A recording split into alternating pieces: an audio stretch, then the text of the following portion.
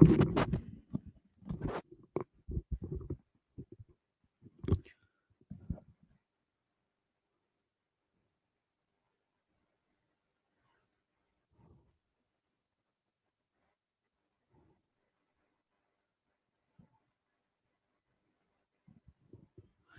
Hello hello hello बेटा, I am audible?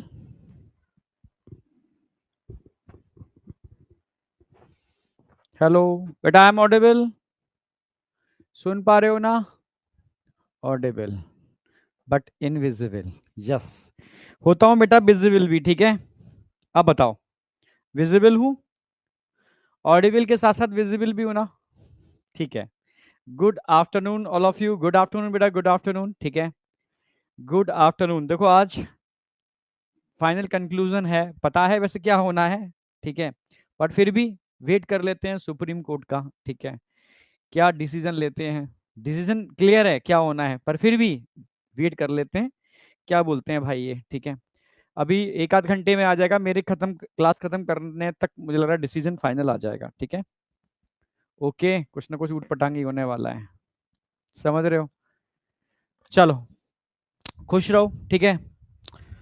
तो okay, आज का टारगेट है structure of skeletal muscles, structure of contractile protein. Okay, ये भी कवर कर लेंगे आज, ये भी कवर कर लेंगे, ठीक है। एनसीईआरटी साथ लेके चल रहे हैं, और एनसीईआरटी की एक लाइन में क्लियर करता हुआ चलूंगा, ठीक है।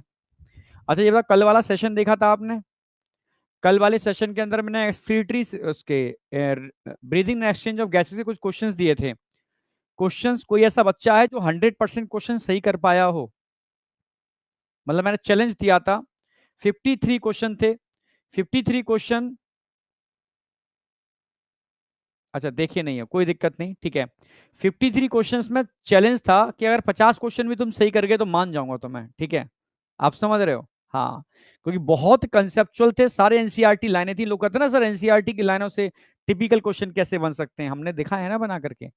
एनसीईआरटी की लाइनों को इस तरीके से ही पूछा जा सकता है, कल हमने डिस्कस किया था। तो ऐसा ही सेशन अब आप कल आपका ब्रीदिंग उसका बॉडी फ्लूइड सर्कुलेशन का होगा, और कल का मतलब है वेटनेसडे, और फ्राइडे को आपका एक्सक्रीटरी प्रोडक्ट और देयर एलिमिनेशन का होगा, ठीक है। तो एक 1.5 घंटे का सेशन होगा, 1.5 घंटे के सेशन के अंदर आपका पूरा वो एनसीईआरटी क्वेश्चंस आ जाएंगे, बिल्कुल नए क्वेश्चन होंगे, हाईली कंसेप्चुअल होंगे, ठीक है, जो सोचने पर आपको मजबूर कराते हैं उस टाइप के, ठीक है। चलो, ओके, अब बात स्टार्ट करते हैं। कल वाला मैं रिवीजन करा दूं एक बार, ठीक है। रिवीजन करा के मैं आगे बढ़ूंगा। पहले ये बता, कोई बच्चा है जिसने 100% क्वेश्चन सही किए हो कल के सेशन में? टेलीग्राम पे लिंक डाला था बेटा, मैंने ही डाला था, ऐसा कैसे हो जाएगा?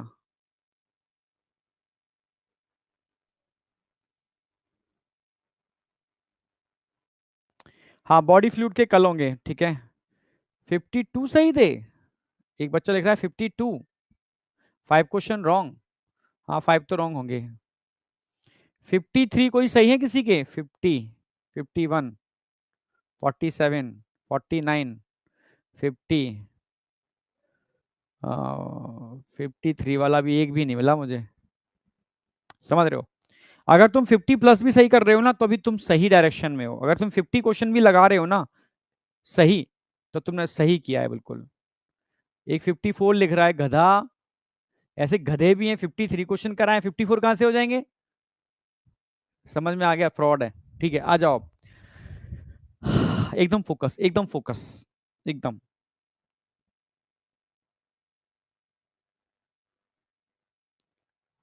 हाँ, ठीक है, चलो, समझना मेरी बात ध्यान से, अच्छी तरीके से। कल सबसे पहले मैंने बात की थी टाइप्स ऑफ मूवमेंट। अगर टाइप्स ऑफ मूवमेंट की बात करते तो मैंने बताया था सिलियरी मूवमेंट भी होते हैं, अमीवर्डल मूवमेंट भी होते हैं, और मस्कुलर मूवमेंट भी होते हैं। अगर मैं अमीवर्डल मूवमेंट की बात करता हूं, तो अमीवर्डल मूवमेंट में क्या होता है? Streaming movement of protoplasm. Protoplasm का स्ट्रीमिंग मूवमेंट हो रहा है with the help of cytoskeleton. अब साइटोस्केलेटन में कौन आते हैं? ठीक है भाई, माइक्रोफिलामेंट्स आते हैं। तो उनकी हेल्प से क्या हो रहा है? Streaming movement of protoplasm. इससे क्या बन रहे हैं? सूडोपोडिया। और सूडोपोडिया किस में हेल्प करते हैं? लोकोमोशन। तो सूडोपोडिया का मूवमेंट अमीबा को लोकोमोशन कराता है। याद आया ना? इस तरीके के मूवमेंट हमारी बॉडी में स्पेशली कह सकते हो मैक्रोफेज के अंदर, ठीक है, डब्ल्यूबीसी के अंदर देखने को मिलते हैं। ओके। इसके अलावा हमने बात की थी सिलियरी मूवमेंट। सिलियरी मूवमेंट मैंने बताया था जैसे अपना रेस्पिरेटरी ट्रैक है, फीमेल के अंदर फैलोपियन ट्यूब है, उसमें जो एपिथीलियम होती है सिलिएटेड एपिथीलियम होती है। धीरे धीरे उन सिलिया में क्या होते हैं? मूवमेंट होते हैं। वो सिलियरी मूवमेंट, जो सिलियरी मूवमेंट क्या काम कर रहे हैं? म्यूकस को यूनिडायरेक्शनल फ्लो करा रहे हैं। म्यूकस को यूनिडायरेक्शनल फ्लो करा रहे हैं। आप समझ रहे हो ना? हाँ। तो म्यूकस का क्या हो रहा है? लोकोमोशन हो रहा है सिलियरली मूवमेंट की वजह से। सीलिया होते क्या है? स्मॉल स्ट्रक्चर होते हैं जो किसी भी एपिथेलियल टिश्यू की फ्री सरफेस पर बहुत सारे होते हैं। ठीक है। तो सिलियरी मूवमेंट हमारे रेस्पिरेटरी ट्रैक में देखने को मिलता है। सिलियरी मूवमेंट हमारे फीमेल के केस में फैलोपियन ट्यूब में देखने को मिलता है। ठीक है। इसके अलावा अगर आपने एनिमल का सुना हो पैरामीशियम, तो पैरामीशियम में भी सिलिया होते हैं जो लोकोमोशन में हेल्प करते हैं और वाटर की नेजो ओरोफेरिंक्स के थ्रू एंट्री करने में भी हेल्प करते हैं, जिससे फूड उसको कैप्चर करना होता है। ठीक है। इसके अलावा मैंने फ्लैजलम की बताई थी। फ्लैजलम एनिमल में किसी एक पोल पर होता है, single large thread like structure होता है। जैसे मैंने फ्लैजलम आपको बताया था, स्पम के अंदर फ्लैजलम था। ठीक है, फ्लैजला जो उसके मूवमेंट में हेल्प करता है। फ्लैजलम में मूवमेंट होता है तो स्पम में लोकोमोशन होता है। ऐसे ही पैरामीशियम में भी फ्लैजलम होता है तो उसको लोकोमोशन में हेल्प करता है। ठीक है। ऐसे ही अगर आप स्पॉन्ज में जाते हो तो स्पॉन्ज के अंदर कोहिनोसाइट सेल थे, कॉलर सेल, उनमें भी फ्लैजलम था। तो फ्लैजलर मूवमेंट से वाटर करंट जनरेट होता है जिससे वो अपने फूड को कैप्चर करता है। समझ में आ गया? तो इन स्ट्रक्चर में अगर मूवमेंट होगा तो इससे कहीं ना कहीं लोकोमोशन में हेल्प मिलेगी। मैंने टेंटिकल्स भी बताए थे, टेंटिकल्स हाइड्रा में टेंटिकल्स होते हैं, तो टेंटिकल्स की हेल्प से हाइड्रा लोकोमोशन भी करता है और टेंटिकल्स फूड को कैप्चर करने में भी हेल्प करते हैं। ठीक है। तो टेंटिकल्स में अगर मूवमेंट होगा तो लोकोमोशन फूड कैप्चरिंग में हेल्प होगा। स्पॉन्ज के अंदर कॉइनोसाइट के फ्लैजलम में अगर मूवमेंट होगा तो वो कहीं ना कहीं वाटर करंट जनरेट करते हैं जो फूड को कैप्चर करने में, ठीक है, इसमें हेल्प करता है। ठीक है। तो ये एग्जांपल एकदम क्लियर होंगे। फिर मैंने मस्कुलर मूवमेंट की बात की थी। जैसे हमारे जॉ मसल्स का मूवमेंट है, मस्कुलर मूवमेंट है। आई आई का मूवमेंट है, मस्कुलर मूवमेंट है। ठीक है। टंग का मूवमेंट है, मस्कुलर मूवमेंट है। क्लियर है बिल्कुल? इसके अलावा हमारे लिम्स के मूवमेंट है, मस्कुलर मूवमेंट है। ठीक है। पर लिम्स के मूवमेंट हमारी बॉडी के डिस्प्लेसमेंट के लिए रिस्पॉन्सिबल होते हैं, एक जगह से दूसरी जगह ले जाने के लिए। तो जब बॉडी में डिस्प्लेसमेंट होगा तो उसको हम क्या बोलते हैं? लोकोमोशन। अगर बॉडी में डिस्प्लेसमेंट होगा तो उसको हम लोकोमोशन बोलते हैं। यहां तक आपको क्लियर था? मैंने बोला भी था सारे के सारे लोकोमोशन मूवमेंट ही होते हैं, पर सारे के सारे मूवमेंट लोकोमोशन नहीं हो सकते। क्लियर है? जॉ मसल्स का मूवमेंट क्या लोकोमोशन है? नहीं। टंग का मूवमेंट क्या लोकोमोशन है? नहीं। क्लियर है बिल्कुल?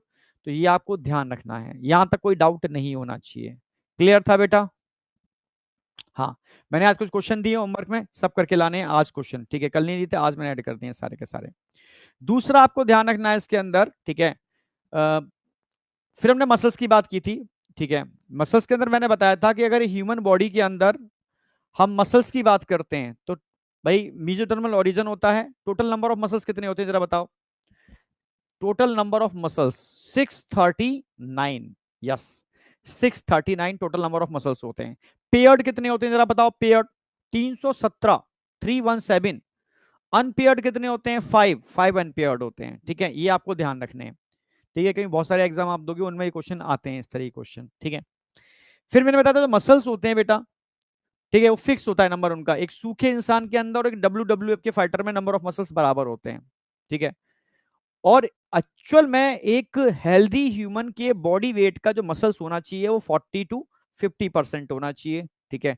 अगर मसल्स का साइज कम हो रहा है, मसल्स का साइज बढ़ता है, आप समझ रहे हो, इसको हाइपरट्रॉफी बोलते हैं, नंबर कभी नहीं बढ़ता। WWF का पहलवान है तो वो मसल्स एक्सरसाइज करके क्या करता है? मसल्स का साइज बढ़ाता है, नंबर नहीं बढ़ाता। नंबर सबके अंदर बराबर होंगे। ठीक है। और मैंने एक बहुत इंपॉर्टेंट बात बताई थी कि मसल्स के ऊपर इंसुलिन रिसेप्टर्स होते हैं। अगर आप साइज कम हो गया आपके मसल्स का, ठीक है, साइज कम हो गया या नंबर कम हो गए, ठीक है, तो इससे कहीं ना कहीं नंबर ऑफ रिसेप्टर कम हो जाएंगे इंसुलिन के और टाइप 2 डायबिटीज होने की प्रोबेबिलिटी बढ़ जाएगी। इसलिए जरूरी है मसल्स का साइज मेंटेन रखना। समझ रहे हो ना?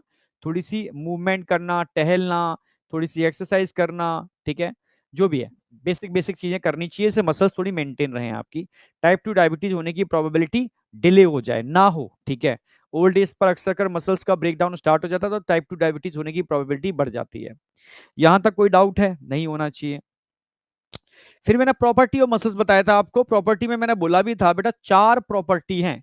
एक प्रॉपर्टी तो मसल्स की और नर्व की कॉमन होती है, इस पर क्वेश्चन भी आता है, कौन सी प्रॉपर्टी जो नर्व की है जो मसल्स में भी मिलती है, आप बोलोगे कंडक्टिबिलिटी, ठीक है। जबकि कॉन्ट्रैक्टिबिलिटी, एक्सटेंसिबिलिटी और इलास्टिसिटी दोनों की कॉमन नहीं है, ये सिर्फ और सिर्फ मसल्स में मिलती है, नर्व के अंदर नहीं मिलती, तो ये आपको ध्यान रखना है।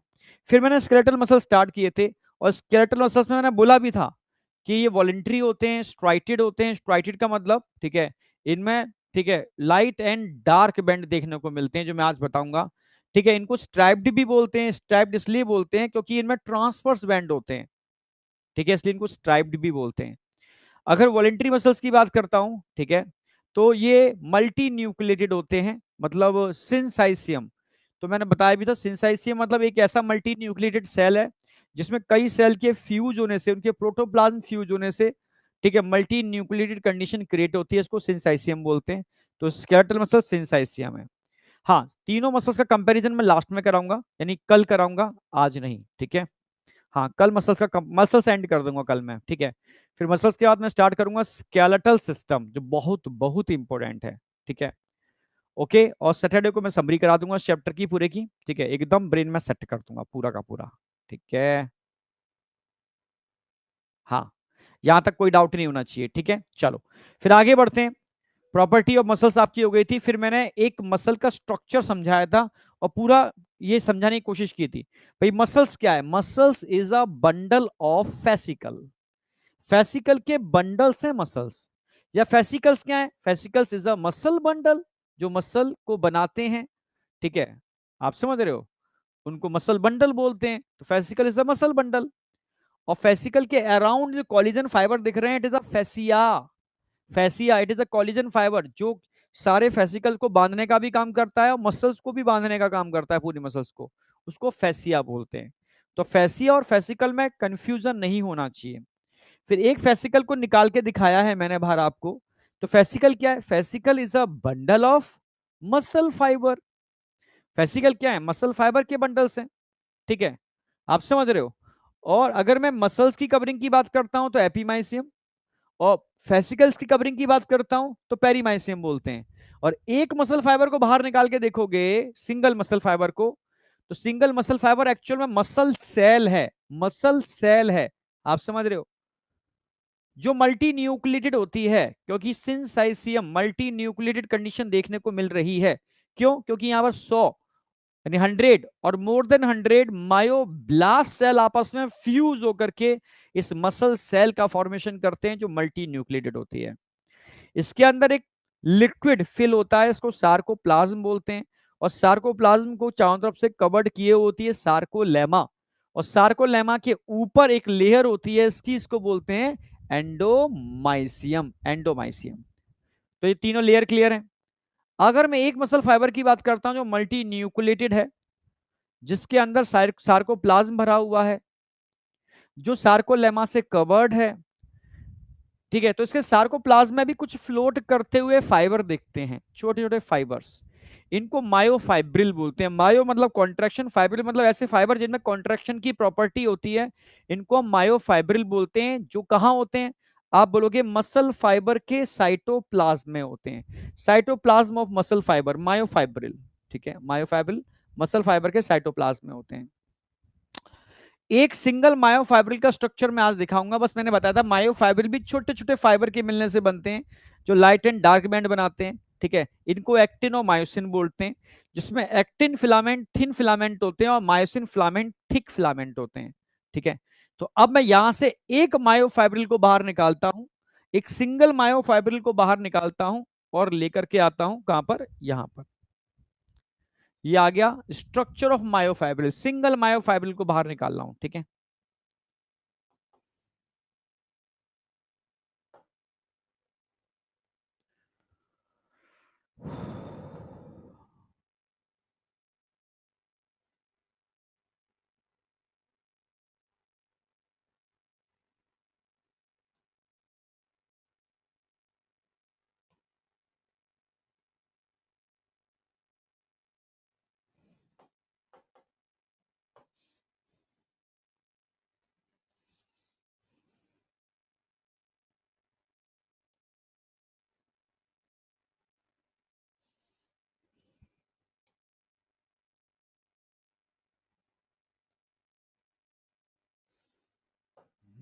ठीक है।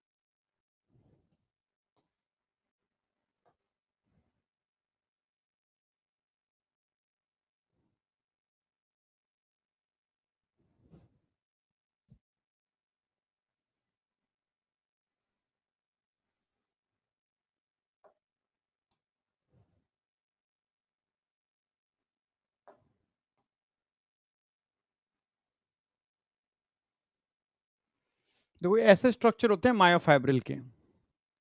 और मायोफाइब्रिल की अगर मैं बात करूं ना, तो ये जो दिख रही है ना, ये जेड लाइन है, ये भी एक जेड लाइन है।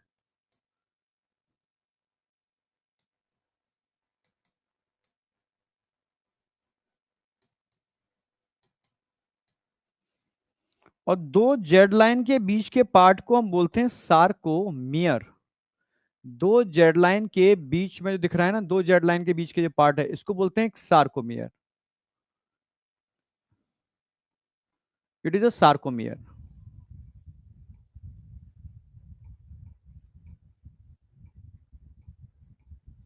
सार्कोमियर दो जेड लाइन के, ठीक है, between two Z line. Sarcomere कहाँ है? Between, present between two Z line.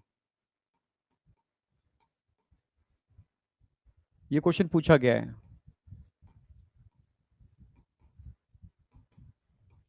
दो जेड लाइन के बीच में जो जगह होती है उसको सार्कोमियर बोलते हैं। इसमें जो ये बैंड दिख रहे हैं ना, ये पतले वाले, ये थिन फिलामेंट है, ये थिक फिलामेंट है।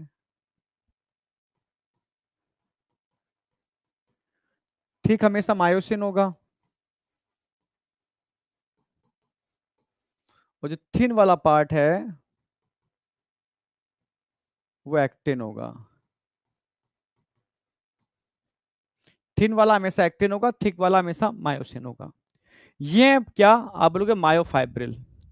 अगर ध्यान से देखोगे तो देखो, यहां से यहां तक आपको एक लाइट कलर थिन फिलामेंट दिख रहे हैं, ओनली थिन फिलामेंट। फिर ध्यान से देखना, यहां से यहां तक आपको मोटे वाले थिक फिलामेंट दिख रहे हैं, साथ में थिन भी हैं, ठीक है। फिर यहां से अगेन यहां तक आपको थिन दिख रहे हैं, ठीक है। इसको आप बोलोगे यहां से यहां तक लाइट बैंड। फिर यहां से यहां तक आप बोलोगे डार्क, क्योंकि भाई कंपेरेटिव मोटे स्ट्रक्चर दिख रहे हैं, डार्क बैंड। फिर आपको कैसा बैंड देखने को मिलेगा? लाइट, ठीक है। और सारे के सारे कैसे हैं? Light band. सारे के सारे ट्रांसवर्स बैंड हैं,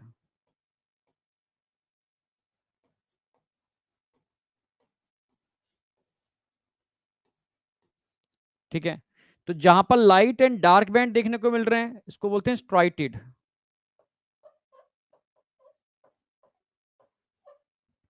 और जहां पर ट्रांसवर्स बैंड आपको देखने को मिल रहे हैं, इसको क्या बोलेंगे? मतलब इन्हीं को जो ट्रांसवर्स बैंड हैं, इन्हीं को क्या बोलेंगे हम? स्ट्राइप्ड। इसलिए ऐसे मसल जिसमें मायोफाइब्रिल्स होते हैं, जिसमें लाइट डार्क लाइट बैंड देखने को मिल रहे हैं, उनको हम स्ट्राइटेड बोलते हैं। और ट्रांसवर्स बैंड होते हैं, उसको हम स्ट्राइप्ड बोलते हैं। दो जेड लाइन के बीच के पार्ट को हम सार्कोमियर बोलते हैं, ठीक है। Between two Z line it is a functional it is a functional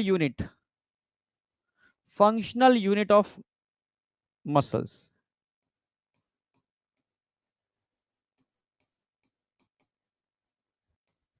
functional या स्ट्रक्चर, फंक्शनल ही बोलोगे।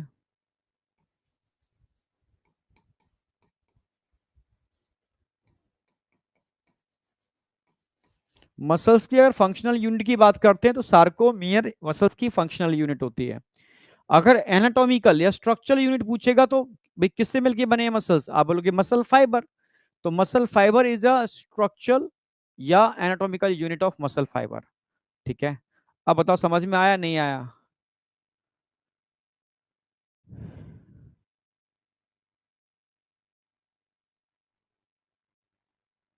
टेस्ट में कितना नंबर आया था ज्योति? अरे भाई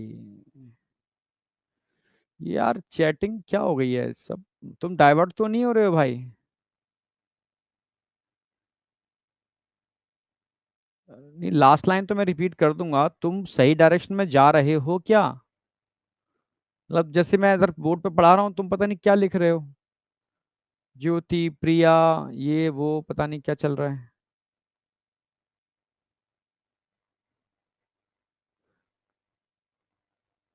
कुछ बच्चे डाइवर्ट हो गए, होने दो भाई, कंपटीशन कम होगा। ठीक है, ठीक है। देखो ट्रांसफर्स बैंड नजर आ रहे हैं ना, जहां पर ट्रांसफर्स बैंड होते हैं ना उसको स्ट्राइप्ड बोलते हैं। जहां light and dark band alternative आते हैं उसको हम स्ट्राइटेड बोलते हैं, ठीक है। तो यहाँ पर एक्टिन और मायोसिन फिलामेंट्स हैं जो जेड लाइन से जुड़े हुए हैं। जेड लाइन एक प्रोटीन होती है।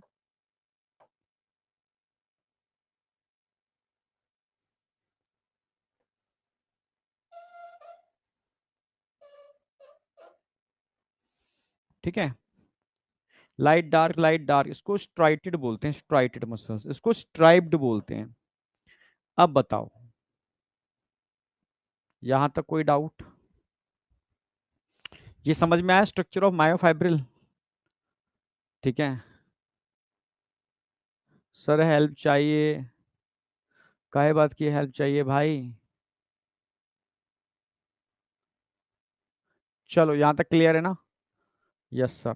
ठीक है, अब मैं क्या करूंगा, इस दो जेड लाइन के बीच के पार्ट को डिटेल में एक्सप्लेन करूंगा, लाइट एंड डार्क बैंड को, ठीक है।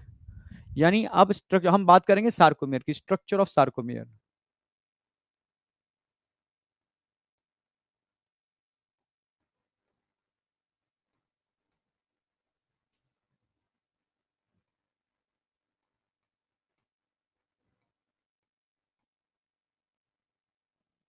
यहां एकदम क्लियर हो जाएगा पूरा का पूरा अच्छे से। भाई ये जेड लाइन है, जेड लाइन, ये भी जेड लाइन है, जेड लाइन। और दो जेड लाइन के पीछे के पार्ट को हम क्या बोल रहे हैं यहां पर? क्या बोल रहे हैं इसको? Sarcomere, sarcomere. क्लियर है बिल्कुल? ठीक है, एक तो ये फिलामेंट दिख रहे हैं आपको, इनको एक्टिन फिलामेंट बोलेंगे। जो मोटे से दिख रहे हैं इनको मायोसिन बोलेंगे। अब देखो सारी कहानी चालू होगी। देखो ध्यान से देखना, यहां से यहां तक ध्यान से देखो, आपको सिर्फ और सिर्फ कैसा बैंड दिख रहा है? यहां से यहां तक लाइट बैंड दिख रहा है, ओनली लाइट बैंड। इसको आई बैंड बोलते हैं, आई बैंड।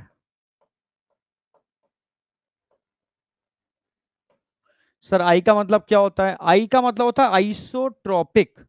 आई का मतलब होता है आइसोट्रोपिक। ध्यान से देखना, ध्यान से देखना, आइसोट्रोपिक क्यों बोल रहा हूं? ध्यान से देखो, अगर मैं एक लाइन खींचूं, ये एक लाइन खींच रहा हूं, ये इन दो लाइनों के बीच में आपको थिन फिलामेंट देखने को मिल रहे हैं, थिक फिलामेंट देखने को मिल रहे हैं। दो ब्लू लाइन के बीच में आपको थिन फिलामेंट देखने को मिल रहे हैं, thick, only thin, only thin filament देखने को मिल रहे हैं, थिक फिलामेंट नहीं है यहां पर। यानी एक समान, लाइट तो लाइट बैंड है, यानी समान है। आइसोट्रॉपिक, आई बैंड का मतलब होता है आइसोट्रॉपिक, आई का मतलब आइसोट्रॉपिक बैंड है, ठीक है, जिसमें ओनली ओनली एक्टिन होता है, और इससे जो बैंड बनता है उसको लाइट बैंड बोलते हैं। लाइट इसलिए बोल रहे हैं क्योंकि यहां सिर्फ और सिर्फ एक्टिन फिलामेंट है। आई का मतलब होता है आइसोट्रॉपिक, समान, कोई दूसरी चीज है ही नहीं इसके अंदर, ओनली एक्टिन फिलामेंट है, लाइट का लाइट ही है। जबकि ध्यान से देखना, ध्यान से देखना, इस लाइन को हटा रहा हूं, इसको इसको हटाते हैं, ठीक है, इसको हटाते हैं, ध्यान से देखना, ठीक है, इस ब्लू और इस ब्लू के बीच में ध्यान से देखो क्या नजर आ रहा है। इन दोनों ब्लू के बीच में क्या नजर आ रहा है? एक्टिन और मायोसिन दोनों नजर आ रहे हैं ना, एक्टिन भी है और मायोसिन भी है, ठीक है, एक्टिन और मायोसिन दोनों हैं। अगर मैं आपसे कहूं इन दोनों ब्लू के बीच में क्या नजर आ रहा है, आप बोलोगे सर एक्टिन भी नजर आ रहे हैं और मायोसिन भी नजर आ रहे हैं, यानी एक्टिन और मायोसिन आपस में एक दूसरे के संग ओवरलेप कर रहे हैं, ठीक है, तो इसको आप बोलेंगे ओ, ओ बैंड, ओ बैंड, मतलब ओवरलेप कर रहे हैं एक्टिन और मायोसिन, ठीक है। और अगर मैं आपसे कहूं बेटा, इसको खिसका के यहां लाते हैं, बताओ यहां पर आपको क्या नजर आ रहा है दो लाइनों के बीच में? ओनली मायोसिन है, ओनली मायोसिन है, इन दोनों के बीच में ओनली मायोसिन दिख रही है आपको, ओनली मायोसिन दिख रही है, समझना, ओनली मायोसिन दिख रही है। तो इसको भी हमने नाम दिया, इसको नाम दिया हमने H band, H band, H मतलब हैंसन बैंड बोलते हैं इसको, ठीक है, ठीक है, एच बैंड या एच जोन बोलो, जोन सही है, एच जोन। अब ध्यान से देखना, यहां एच, ध्यान रखना, ओ बैंड में क्या है, एक्टिन और मायोसिन दोनों थे। और ओ बैंड की बात करूं तो ओ बैंड में क्या बताया था मैंने, ओ बैंड के अंदर, ओ बैंड के अंदर एक्टिन प्लस मायोसिन दोनों हैं। एच बैंड के अंदर ओनली और ओनली मायोसिन है, एक्टिन नहीं है, ठीक है, एक्टिन नहीं है। और इसको मैं खिसकाता हूं इधर, फिर से वही रिपीट हो गया, एक्टिन और मायोसिन दोनों का कॉम्बिनेशन आ गया, यानी अगेन क्या आ गया यहां पर, ओ band, O band, O band में क्या है, यहां फिर से एक्टिन प्लस मायोसिन दोनों आ गए, ठीक है, एक्टिन और मायोसिन दोनों आ गए। अगर ध्यान से देखो तो इस लाइन और इस लाइन के बीच में आपको क्या नजर आ रहा है, दो डार्क ब्लू लाइन के बीच में क्या नजर आ रहा है आपको, ओनली मायोसिन, मायोसिन देखो, मायोसिन नजर आ रहा है, पूरा मायोसिन, लेंथ ऑफ मायोसिन, जितना भाई मायोसिन थिक फिलामेंट है, तो जहां जहां आपको मायोसिन नजर आ रहा है, यानी यहां से यहां तक, ये क्या हो गया, ये डार्क बैंड हो गया, पर डार्क समान नहीं है, ज्यादा डार्क, कम डार्क, ज्यादा डार्क, क्योंकि ओ बैंड ओवरलिपिंग हो रहा है, यहां पर एक्टिन मायोसिन दोनों है, या सिर्फ मायोसिन है या एक्टिन मायोसिन दोनों है, ठीक है। तो जो डार्कनेस है वो समान नहीं है, असमान है, असमान होने की वजह से इसको बोलते हैं एनाइसोट्रोपिक, असमान, एनाइसोट्रोपिक, एनाइसोट्रोपिक का मतलब हो गया ए बैंड, ए बैंड। तो ए बैंड में एक्चुअल में, ए बैंड के अंदर ओ बैंड, ओ बैंड भी आ गया, एस जोन भी आ गई, ओ, यानी ए बैंड जो है, ए बैंड का मतलब है length of myosin, A band क्या है, लेंथ,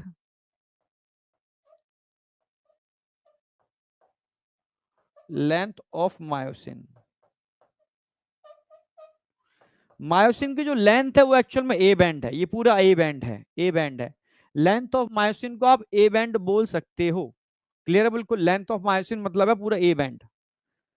इस लेंथ ऑफ मायोसिन में ओ बैंड भी होता है, ओवरलेपिंग वाला पार्ट भी होता है, नॉन ओवरलेपिंग वाला पार्ट भी होता है, फिर ओवरलेपिंग वाला पार्ट होता है, यानी ए बैंड के अंदर more dark, less dark, more dark के कॉम्बिनेशन आते हैं, ठीक है, यानी कह सकते हो मोर डार्क आएगा, फिर लेस डार्क आएगा, फिर मोर डार्क आएगा, यानी ए बैंड के अंदर कॉम्बिनेशन आते हैं, ठीक है, ज्यादा डार्क क्योंकि वहां पर एक्टिन मायोसिन कॉम्बिनेशन है, फिर लेस डार्क ओनली मायोसिन है, मोर डार्क क्योंकि एक्टिन मायोसिन का कॉम्बिनेशन है। और ए बैंड का मतलब है एन आइसोट्रोपिक, असमान, जिसमें समानता नहीं है, भिन्नताएं देखने को मिल रही हैं, वो क्या है, ए बैंड है। ठीक है, लेंथ ऑफ मायोसिन को आप ए बैंड बोल सकते हो। समझ में आया? अब आ गए हम स्ट्रक्चर के ऊपर वापस। तो फिर से वही दो, यहां पर, अरे इसके बीच में क्या आ गया अगेन, सॉरी, इनके बीच में क्या आ गया अगेन, आई बैंड।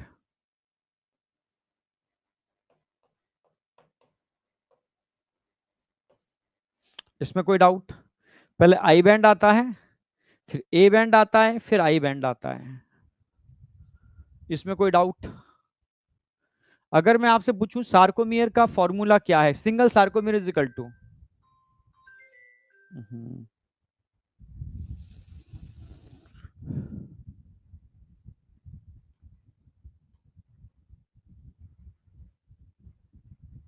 आधा आई बैंड आएगा इसके अंदर, प्लस ए बैंड आएगा पूरा, प्लस आधा आई बैंड आएगा।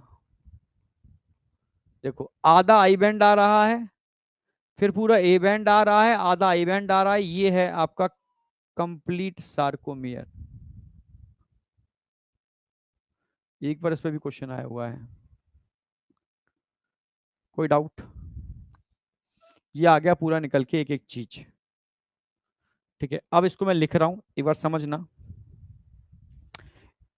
एक तो क्वेश्चन पूछेगा कि आई बैंड के बीच में क्या देखने को मिलता है, आई बैंड के बीच में जेड लाइन देखने को मिलती है, आई बैंड के बीच में जेड लाइन।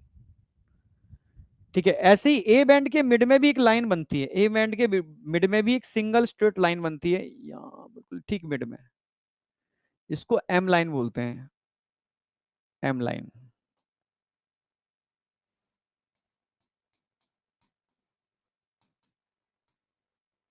ध्यान रखना है, ए बैंड के ठीक मिड में एक प्रोटीन होती है जो मायोसिन को अभी बीच में से नहीं झोल खा जाए, तो एक सपोर्ट देने के लिए एक प्रोटीन होती है जो मायोसिन को सपोर्ट देती है सेंटर से। इसको एम लाइन बोलते हैं, इट इज अ प्रोटीन। ठीक है, मायोमिसिन प्रोटीन होती है जो बीच में से सपोर्ट देती है इसको। ठीक है, तो ए बैंड के मिड में आपको क्या मिलता है, between A band M line, between I band आपको जेड लाइन देखने को मिलती है। दो क्वेश्चन ये पैटर्न बनेंगे, बहुत बेहतरीन क्वेश्चन है। ठीक है, तो अगर मैं ऐसे लिखूं, एम लाइन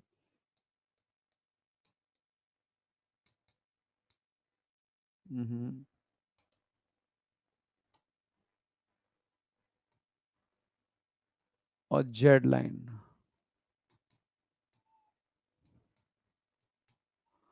एम लाइन कहां होती है, प्रेजेंट बिटवीन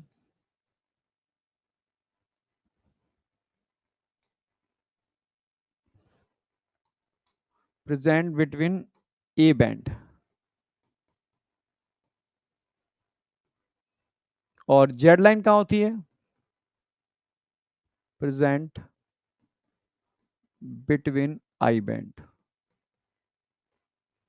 अब आप देख लो, ये क्वेश्चन अभी तक पूछे नहीं गए हैं, बिल्कुल सिंपल क्वेश्चन है, एनसीईआरटी बेस्ड, तो अब आप कर पाओगे। ठीक है, ध्यान से रखो, एम लाइन, ठीक है, मायोमिसिन प्रोटीन होती है एम। ठीक है, हाँ कहाँ होती है, देखो ए बैंड के ठीक मिड में होती है, आई बैंड के ठीक मिड में क्या होती है, जेड लाइन होती है। दो क्वेश्चन तो ये बन गए आपके। ठीक है, अब आ जाओ, आई बैंड क्या होता है, आई बैंड,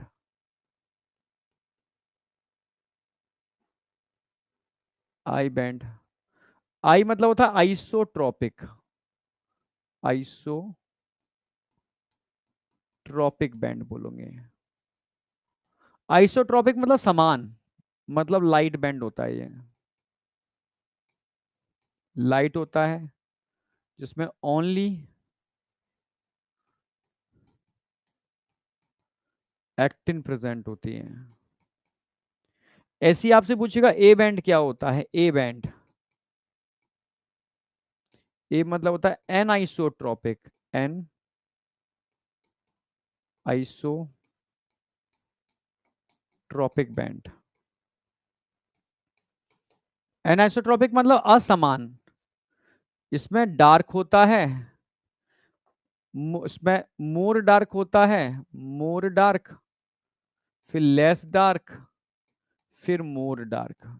तो असमान है, भिन्नताएं देखने को मिल रही हैं। ठीक है, जहां मोर डार्क होगा वहां ओ बैंड होगा, जहां लेस डार्क होगा वहां एच जोन होगी, जहां मोर डार्क होगा फिर ओ बैंड होगा, और जहां ओ बैंड होगा वहां एक्टिन प्लस मायोसिन दोनों होंगे, या सिर्फ मायोसिन होगा, या अगेन एक्टिन प्लस मायोसिन दोनों होंगे। क्लियर है?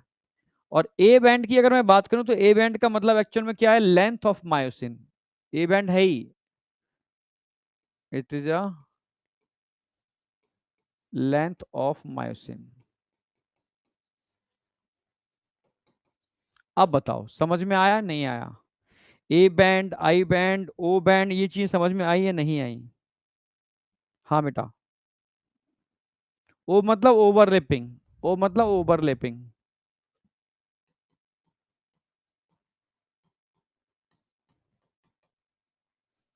हाँ, ओ मतलब ओवरलैपिंग। अब बताओ ये क्वेश्चंस पूछे जाएंगे, आप कर पाओगे या नहीं कर पाओगे इस टाइप के क्वेश्चन? हाँ, एच, एच भी लिख सकते हो आप। एच मतलब मैं लिख देता हूँ, ओ मतलब क्या है, ओ मतलब हो गया ओवरलैपिंग।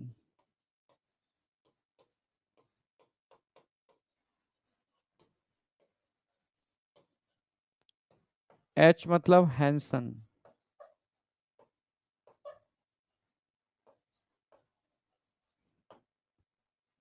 ठीक है, तो ओ और एच का मतलब समझ में आ गया होगा। अब बताओ कोई डाउट है तो मुझे बताओ। यहां तक कुछ भी डाउट है? सबसे पहले डायग्रामेटिकली समझाया मैंने। ठीक है, इस डायग्रामेटिकली में क्वेश्चन तो ये बन जाता है, आप कर दोगे। फिर मैंने इसको यहाँ पर रिटर्न में ही समझा दिया आपको, एम लाइन कहाँ कहाँ होती है, ये क्वेश्चन बन जाते हैं दो। कर दोगे आइसोट्रोपिक एनाइसोट्रोपिक? बताओ, तुम्हारे कमेंट्स देखो। यहाँ तक कोई डाउट है? डायमंड क्लियर भी होता है?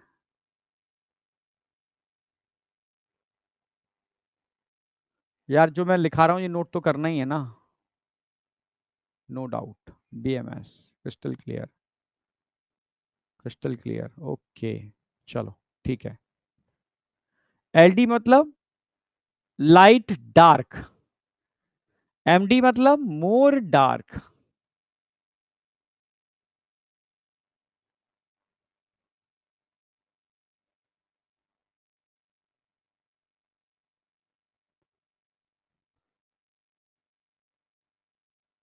नोट्स थोड़े चेंज हैं, थोड़े थोड़े चेंज होंगे बेटा। ठीक है, अभी तुम देखो, नोट्स आगे चेंज मिलेंगे।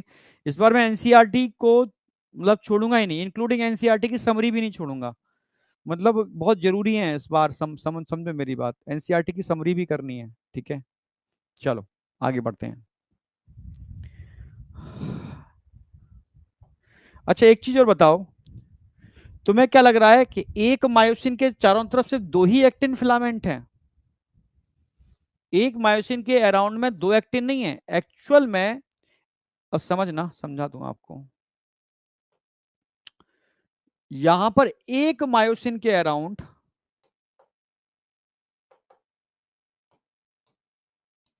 यहां पर एक मायोसिन के अराउंड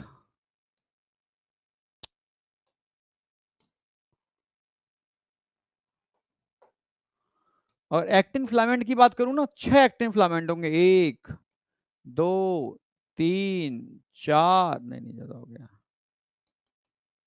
एक, दो, तीन, चार, पांच, छ। एक्चुअल में एक मायोसिन चारों तरफ से छह एक्टिन से जुड़ा हुआ है, घिरा हुआ है, और एक एक्टिन तीन मायोसिन से घिरा हुआ है। इसको मैं डायग्रामेटिकली दिखाना चाहूं तो ऐसे दिखा सकता हूं, देखो। हम्म।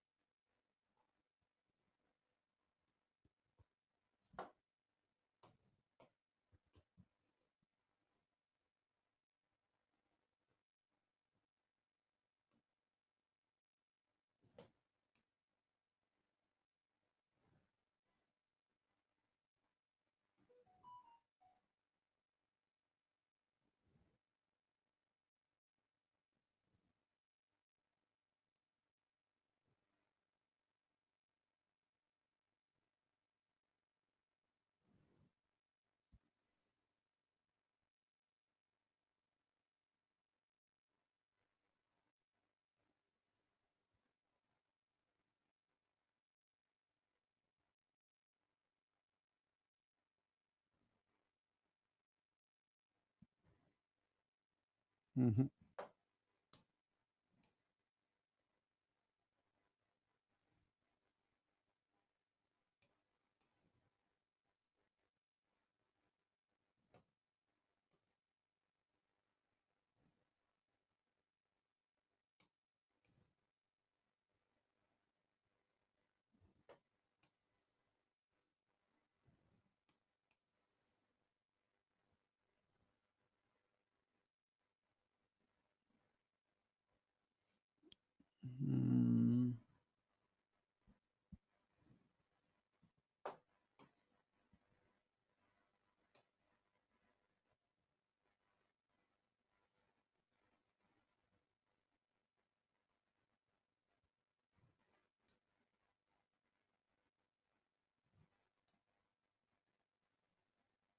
ठीक है।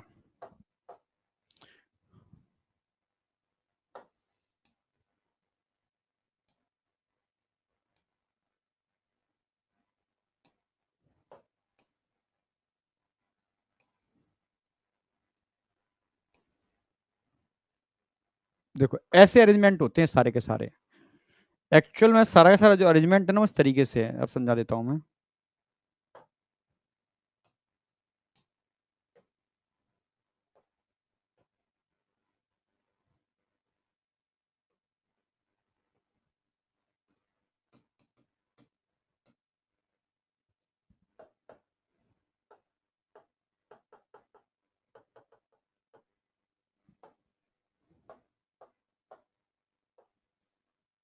ठीक है, ये लो।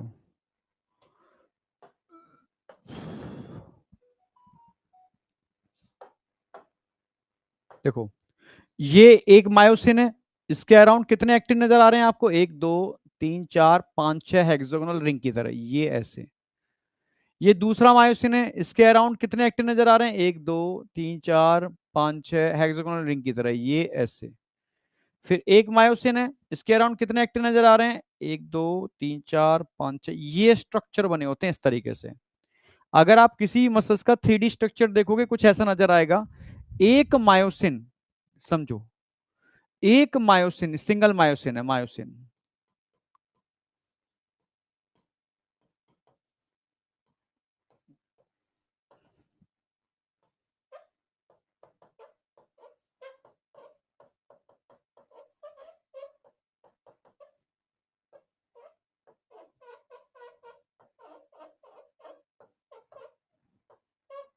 Single myosin surrounded by 6 actin, ये क्वेश्चन आएगा। और आपसे पूछा जाए सिंगल एक्टिन सराउंडेड बाय, भाई एक एक्टिन मॉलिक्यूल कितने मायोसिन से सराउंडेड है? तीन। एक, दो, तीन।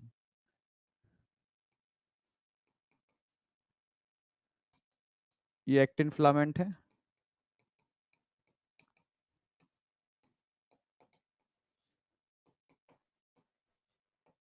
सिंगल एक्टिन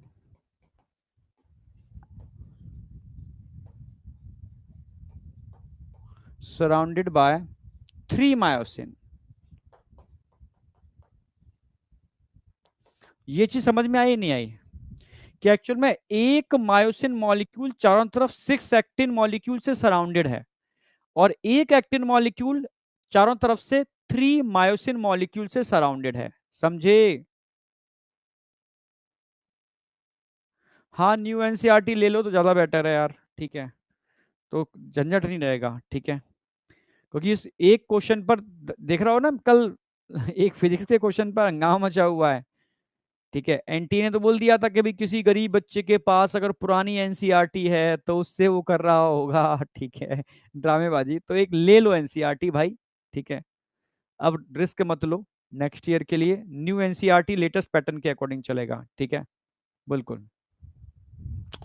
तो ये यही स्ट्रक्चर है जो एनसीईआरटी ने दे रखा है। इस स्ट्रक्चर में आपको देखने में ऐसा लग रहा है कि एक मायोसिन 2 एक्टिन से सराउंडेड है, पर एक्चुअल में एक मायोसिन चारों तरफ 6 एक्टिन से सराउंडेड है। समझ रहे हो? हाँ। और एक एक्टिन चारों तरफ से 3 मायोसिन से सराउंडेड है, इसका 3D स्ट्रक्चर देखोगे तो, ठीक है। तो ये सारे क्वेश्चंस आपके सॉल्व हो जाएंगे, यहां से, यहां से, यहां से। अब मैं बात करूंगा, समझो उसका एक एनसीईआरटी का डायग्राम है, वो भी दिखा दूं मैं। ये जब आप इलेक्ट्रॉन, ये एनसीईआरटी के डायग्राम, एनसीईआरटी में ये भी दे रखा है, ये भी दे रखा है, एनसीईआरटी।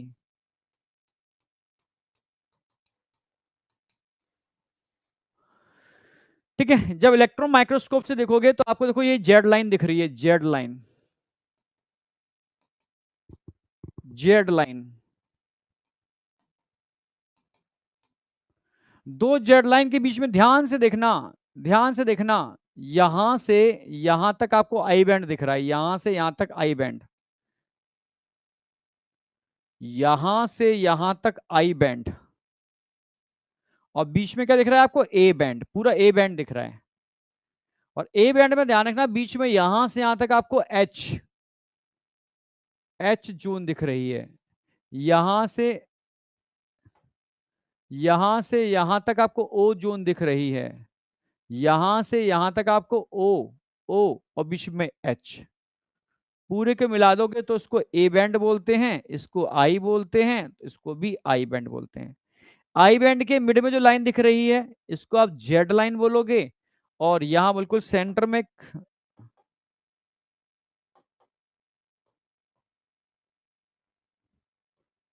सेंटर में जो एक लाइन दिखेगी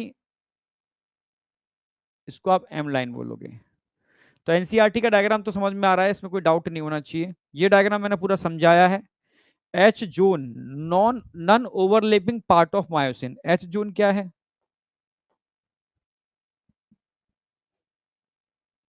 Hensen zone, none,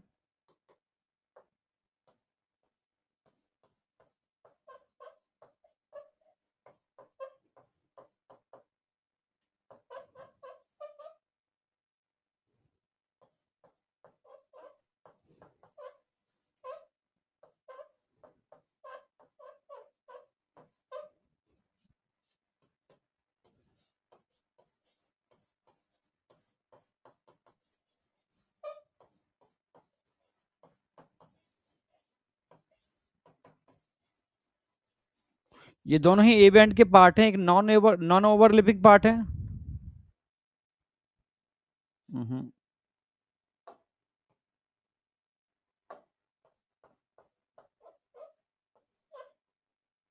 non overlapping part of A band और एक overlapping part of A band, ठीक है, ये आपको ध्यान रखना है।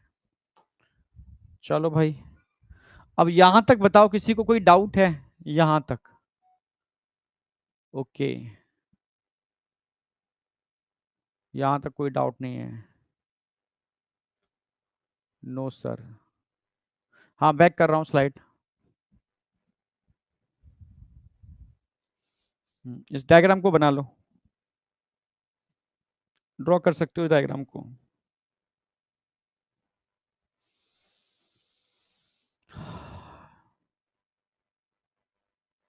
इससे भी बैक कर रहा हूं मैं, इसको भी ड्रॉ कर लो, ला लिख लो।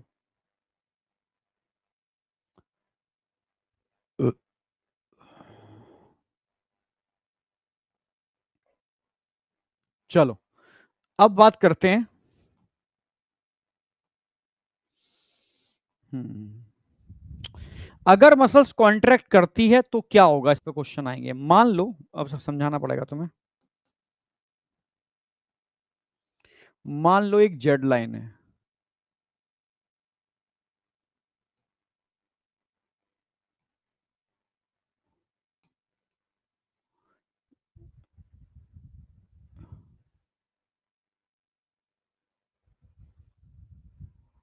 ठीक है,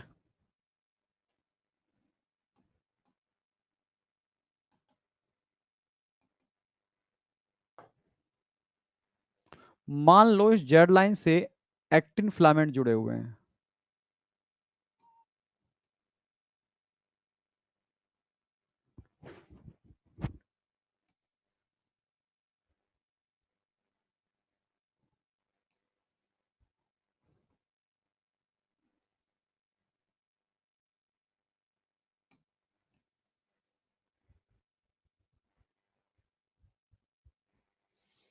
और इनके बीच में आपको दिख रही होगी मायोसिन,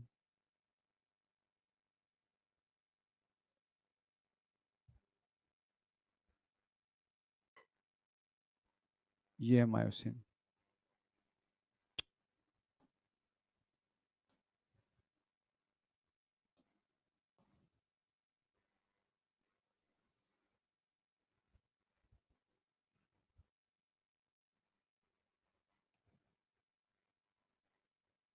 ये मायोसिन है आपकी, यहां मायोसिन ओवरलेप कर रही है।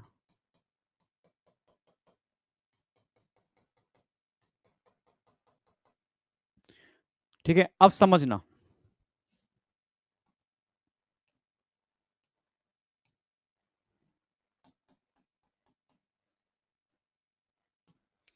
अगर मसल्स कॉन्ट्रैक्ट करती है तो जेड लाइन और पास आ जाएंगे पहले से, जेड लाइन पहले से और पास आ जाएंगे। स्टार्ट कर दिया कॉन्ट्रैक्शन, समझना।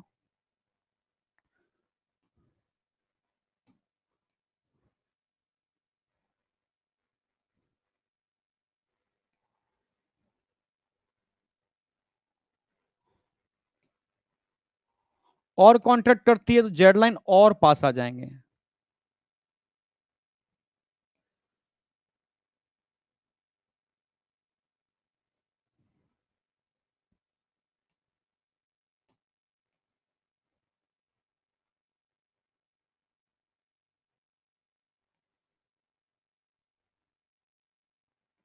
एकदम एग्जैक्ट एनसीईआरटी का डायग्राम बना रहा हूं।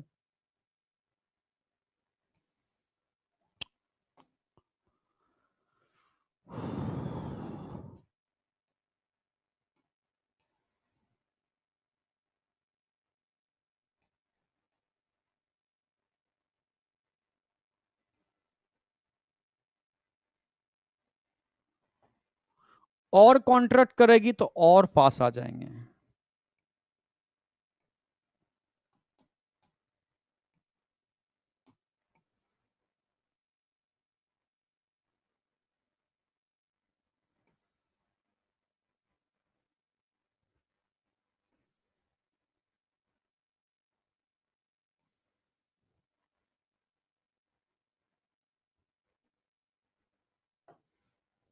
ये कंडीशन है, समझना। अभी मसल्स रिलैक्स मोड में है,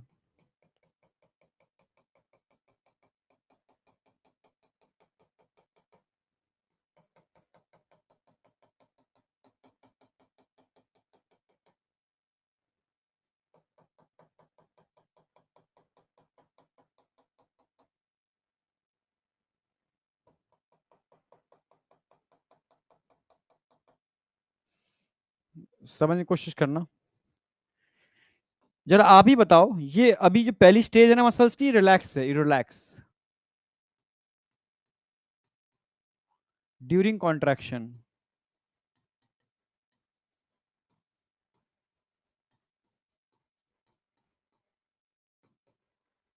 कंप्लीट कॉन्ट्रैक्शन।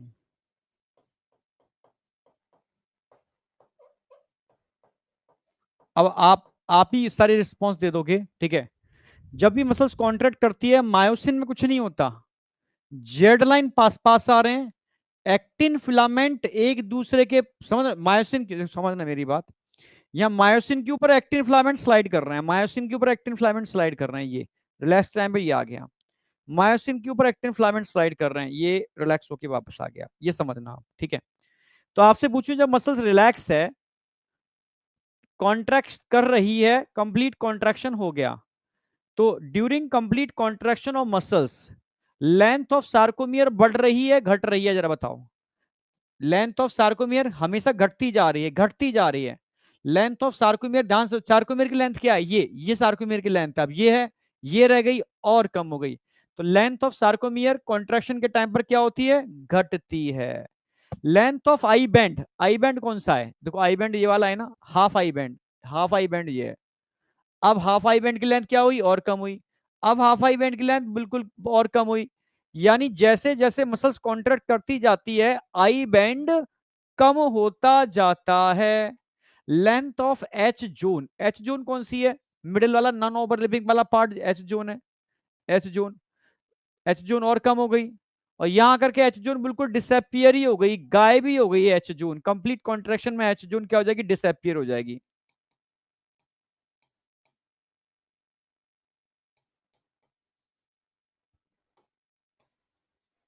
गायब ही हो गई, ठीक है, एच जोन गायब हो गई।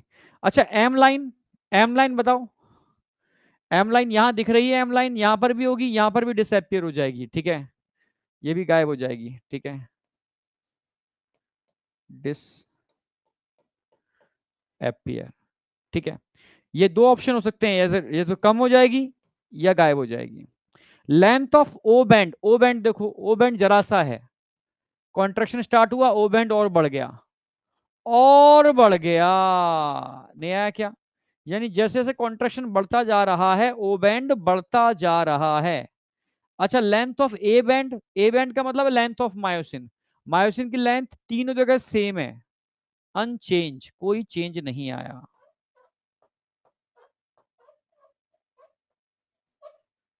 अब आप बताओ, एक भी क्वेश्चन छूटना नहीं चाहिए आपके, ये सारे क्वेश्चंस हैं जो क्वेश्चन पूछे जाते हैं, हाँ अनचेंज।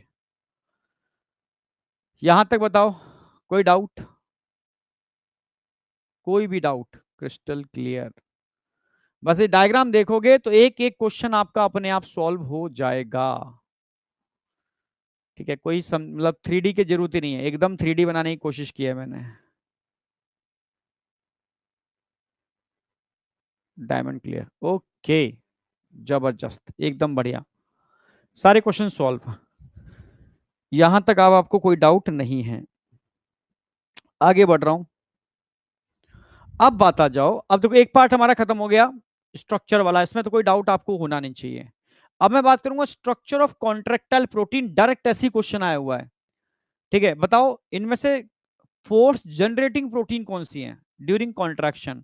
जब मसल्स कॉन्ट्रैक्ट करती है तो कुछ प्रोटीन एक दूसरे के ऊपर एक्टिन और मायोसिन को खींचते हैं, ये फोर्स जनरेटिंग प्रोटीन हो गई। ठीक है, और कॉन्ट्रैक्शन को रेगुलेट कौन करता है? वो रेगुलेटिंग प्रोटीन होती है जो कॉन्ट्रैक्शन को रेगुलेट करती हैं।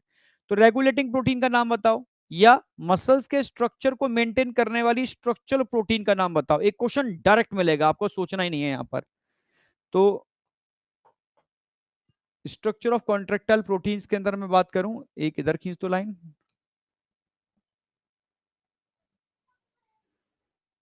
एक लाइन इधर खींच दो।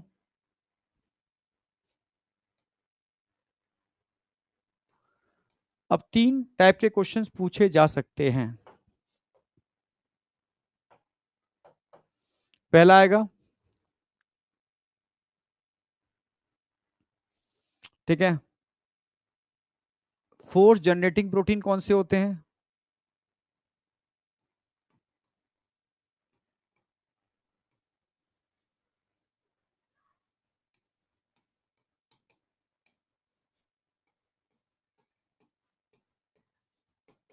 दूसरा क्वेश्चन पूछेगा, रेगुलेटिंग प्रोटीन कौन से होते हैं, मसल्स के कॉन्ट्रैक्शन को रेगुलेट करने वाले?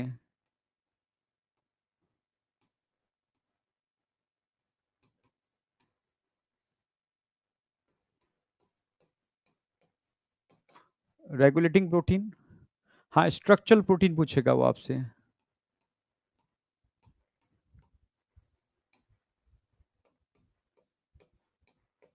ये तीन क्वेश्चन तो आपको डायरेक्ट ऐसे मिलेंगे। मसल्स कॉन्ट्रैक्शन को रेगुलेट कौन करता है, फोर्स कौन जनरेट करता है, स्ट्रक्चरल प्रोटीन कौन सी है? तो फोर्स जनरेटिंग प्रोटीन में मैं दो बताऊंगा आपको, एक एक्टिन, दूसरी है मायोसिन।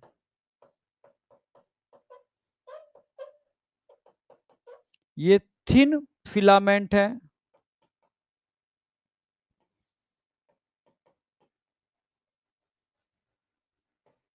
ये थिक फिलामेंट है।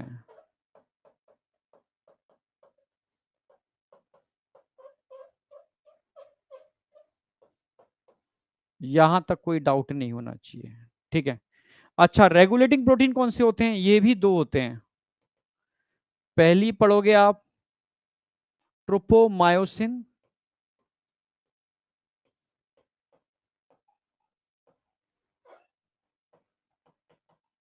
दूसरी आप पढ़ोगे ट्रोपोनिन।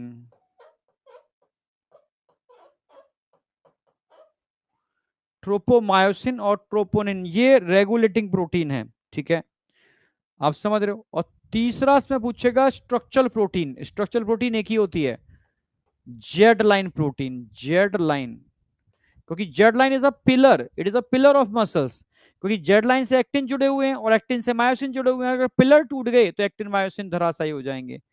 तो it is a structural protein, Z line protein.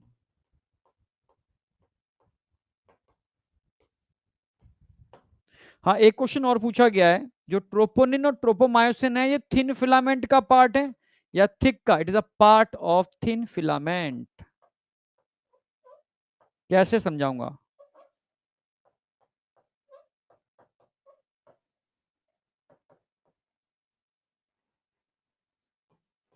Thin filament का पार्ट होते हैं ट्रोपोनिन और ट्रोपोमायोसिन। तो ये दो तीन क्वेश्चन आपके यहीं से मिल जाएंगे। ठीक है, स्ट्रक्चर ऑफ कॉन्ट्रैक्टाइल प्रोटीन, जब मसल्स कॉन्ट्रैक्ट करती है तो कौन कौन से प्रोटीन ऐसे हैं जो कॉन्ट्रैक्शन के टाइम पर फोर्स जनरेट करते हैं? एक्टिन और मायोसिन। कौन थिन है कौन थिक है? ये थिन है, ये थिक है। आप समझ रहे हो? आप समझ रहे हो? यहां तक कोई डाउट है किसी को? यस या नो? Slide back? नो। अच्छा, बैक करनी है? बैक में तो कुछ है नहीं वैसे। अच्छा, रह गया है तुम्हारा ये? कर लो कर लो कर लो कर लो।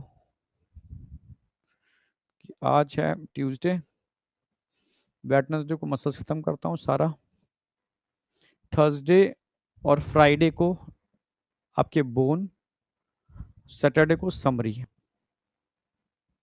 बस। मैं लिखने का टाइम नहीं देता। अरे यार, मैं तो स्लो तो लिखता हूँ, जिसे तुम साथ साथ लिख लो।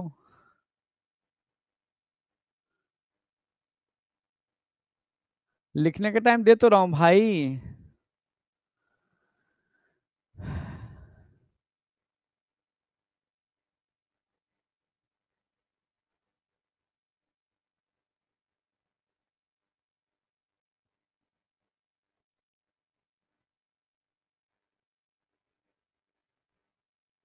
देखा, अभिषेक लिख रहा है, अभिषेक मिश्रा। यस सर, आप एकदम सही टाइम देते हो। पूरा टाइम देता हूँ हर चीज का। एक बच्चा लिख रहा है पीडीएफ से कर लेंगे सर। हर टाइप के बच्चे हैं, देखो, मतलब कॉपरेट करने वाले बच्चे भी हैं, साथ लिख रहे हैं, पर उनकी स्पीड इतनी स्लो है। एक बच्चा कह रहा है सर पूरा टाइम देते हैं। चलो, ठीक है, लिख लिया ना? अब देखो, यहां से क्वेश्चन समझ में आ गए कैसे कैसे क्वेश्चन बनेंगे। तो पहले तो मैं कराऊंगा आपको फोर्स जनरेटिंग प्रोटीन, ये पूरा कराऊंगा। फिर मैं कराऊंगा रेगुलेटिंग प्रोटीन, ये इतना ही है, जेड लाइन प्रोटीन इतना ही है। तो इन दो को आपको डिटेल में समझना है, फोर्स जनरेटिंग प्रोटीन और रेगुलेटिंग प्रोटीन। तो सबसे पहले हम टारगेट कर रहे हैं फोर्स जनरेटिंग प्रोटीन। आगे बढ़ रहा हूं मैं। Structure of force generating protein, आ जाओ। अब फोर्स जनरेटिंग प्रोटीन में दो टाइप के प्रोटीन बताए मैंने आपको, ठीक है? येलो लेते हैं। एक तरफ लिख लो आप एक्टिन, और एक तरफ लिखोगे आप मायोसिन। ठीक है?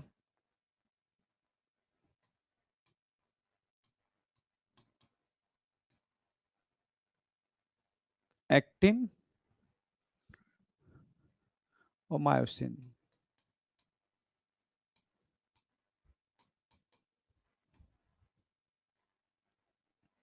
ये फोर्स जनरेटिंग प्रोटीन है, एक्टिन और मायोसिन।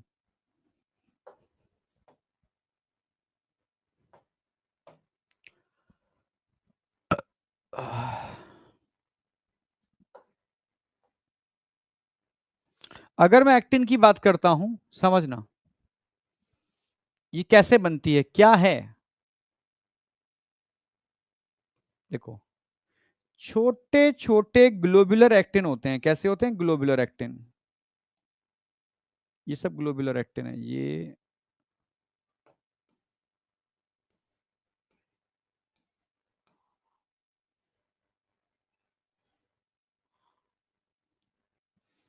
और यही ग्लोबुलर एक्टिन आगे जाकर के एक फिलामेंट बनाएंगे।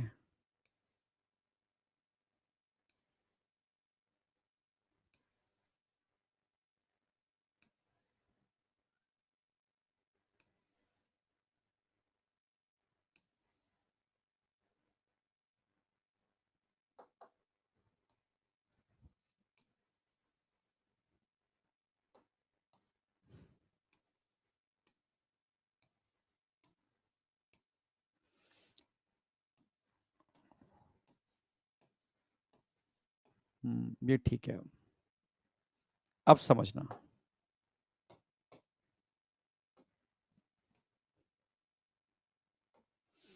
मैं एक्टिन की बात कर रहा हूं। यहां पर ये जी एक्टिन है। जी का मतलब होता है ग्लोब्यूलर एक्टिन। ये दिख रहा है ना, all are globular actin, G actin. छोटे छोटे ग्लोब्यूलर एक्टिन, इनसे मिलकर के बनता है एक F actin. F, F actin. F मतलब होता है filamentous, filamentous actin.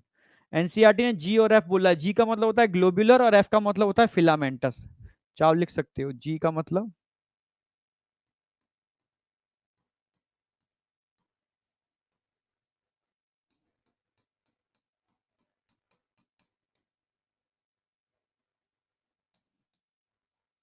Filamentous, globular actin, filamentous actin. ठीक है। इनको जोड़ने के लिए चाहिए होते हैं मैग्नीशियम आयन। मैग्नीशियम आयन अगर मिल जाए ना तो इनका क्या होता है, पॉलीमराइजेशन होगा। छोट जैसे मोती हैं, ये बहुत सारे मोती, इन मोतियों को पिरो करके एक माला बनती है। ये एक मोती है, इन मोतियों को धागा में पिरो दो तो एक माला बन जाती है। और ऐसे ही दो माला, ऐसे ही दो माला आपस में उनको ऐंठ करके टू एफ एक्टिन के मिलने से बनेगा प्रॉपर तरीके से एक्टिन फिलामेंट।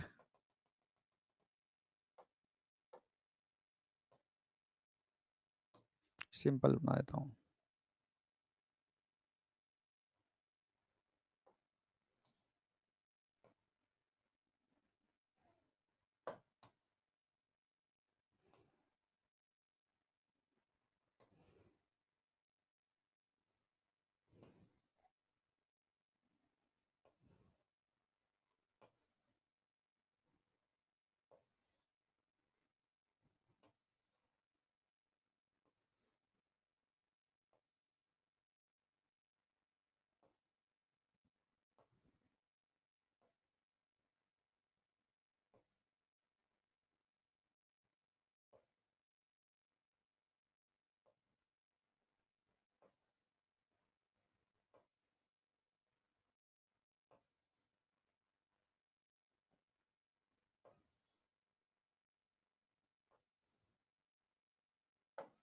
अब बताओ समझ में आया नहीं आया।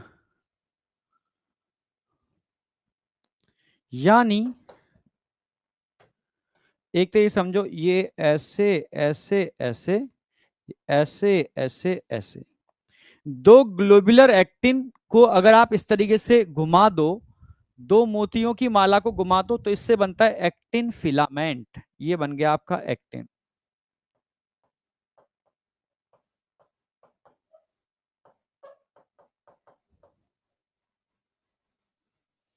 अब बताओ एक्टिन का समझ में आया। एक्टिन फिलामेंट कैसे बनता है, आपके सामने है। छोटी छोटी ग्लोबुलर एक्टिन को पुरोह करके पॉलीमराइजेशन किया मैग्नीशियम आयन की प्रेजेंस में, एफ एक्टिन बन गया। और दो एफ एक्टिन के मिलने से एक्चुअल में एक्टिन फिलामेंट बनता है। ठीक है। अब बात करता हूं मायोसिन। मायोसिन क्या, it is a polymer. Myosin क्या, इट इज अ पॉलीमर, ये एक पॉलीमर है। Polymer of meromyosin.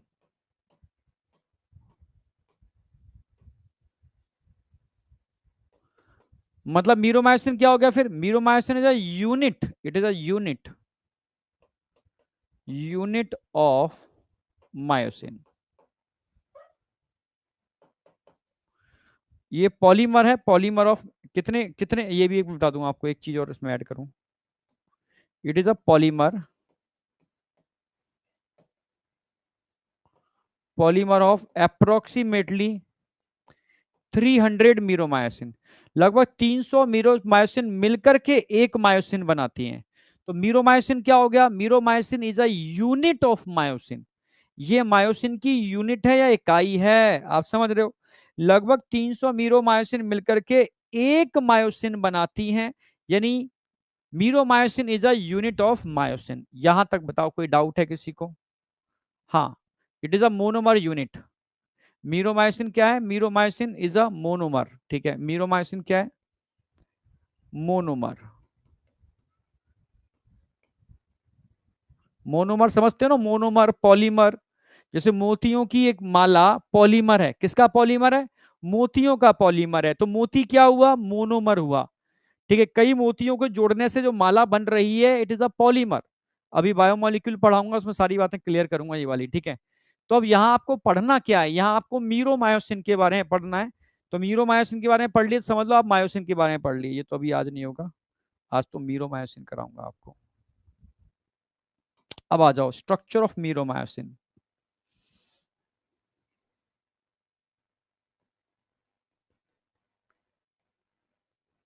Structure of meromyosin. Meromyosin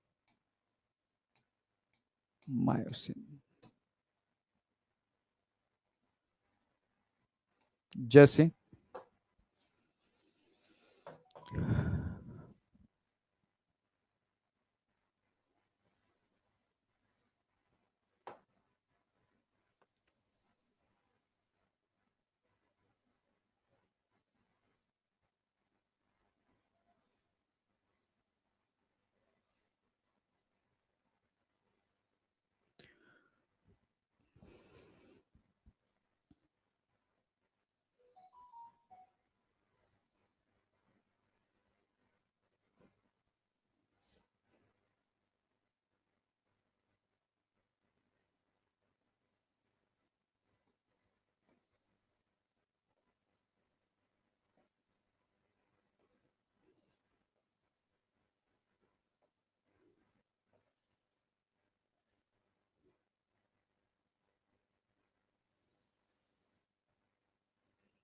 हम्म,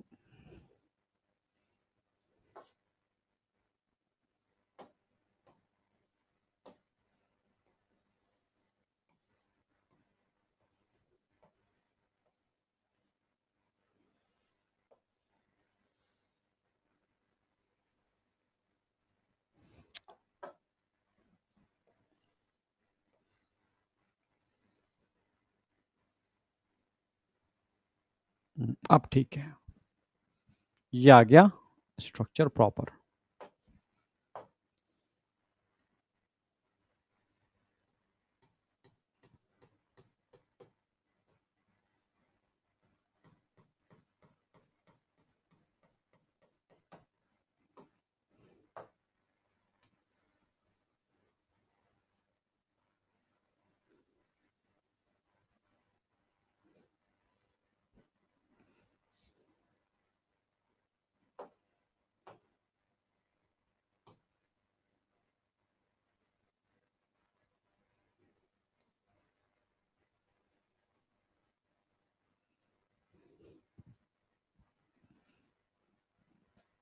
ठीक है, ये तो गई टेल।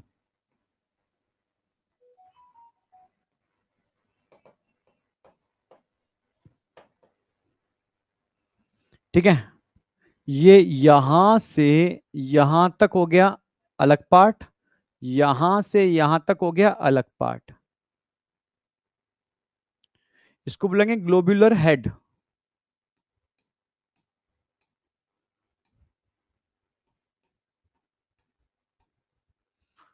ठीक है, शॉर्ट आर्म,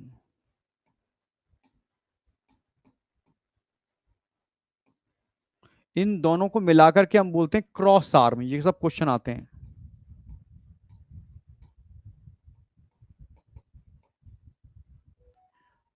ठीक है, अब क्वेश्चन आएगा नंबर ऑफ यूनिट। टेल में कितनी यूनिट नजर आ रही हैं? 2 यूनिट नजर आ रही हैं। शॉर्ट आर्म में कितनी यूनिट नजर आ रही हैं? 2 यूनिट नजर आ रही हैं। हेड में कितनी यूनिट नजर आ रही हैं? 2 यूनिट नजर आ रही हैं। टोटल क्रॉस आर्म में कितनी यूनिट हो गई? 4 यूनिट हो गई। यहाँ 4 यूनिट है, टेल में 2 यूनिट है। तो एनसीईआरटी ने इसको लिख रखा है हैवी मीरोमायोसिन। क्या लिख रखा है? हैवी मीरोमायोसिन, HMM, क्योंकि इसका मॉलिक्यूलर वेट ज्यादा होगा। इसको लिख रखा है लाइट मीरोमायोसिन, क्यों? क्योंकि इसका मॉलिक्यूलर वेट कम होगा। इसका मॉलिक्यूलर वेट कम है, इसका मॉलिक्यूलर वेट ज्यादा है। समझना, इस पूरे स्ट्रक्चर के अंदर छोटी सी शॉर्ट आर्म है, छोटी सी शॉर्ट आर्म है और ग्लोबुलर हेड है। इनको मिलाने से क्रॉस आर्म बनती है, जो अभी मैं बताऊंगा कल मसल्स कॉन्ट्रैक्शन मैकेनिज्म है, क्रॉस ब्रिज बनाती है मसल्स कॉन्ट्रैक्शन के टाइम पर, वो यही क्रॉस आर्म होती है जो क्रॉस ब्रिज बनाती है। ठीक है, तो आपसे पूछेगा टोटल नंबर ऑफ यूनिट कितनी है, टोटल नंबर ऑफ यूनिट 6 होती है। ठीक है, टोटल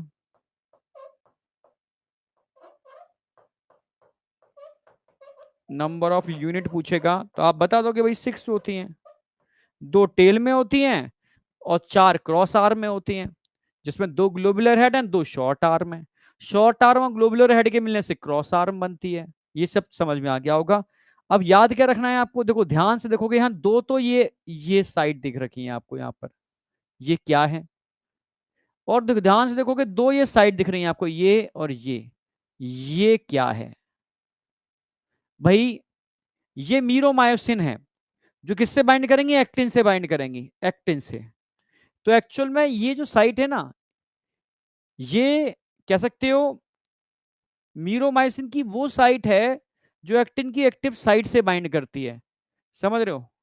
और ये वो साइट है जहां पर एक, जहां से एटीपी बाइंड होती है, ऐसे याद रखो। एक एंजाइम होगा जो एटीपी को बाइंड करके रखेगा, एक एंजाइम एटीपेज। ठीक है, ऐसे याद रखो, एक एंजाइम होगा एटीपेज। ठीक है, तो इसको एनसीईआरटी लिखती है,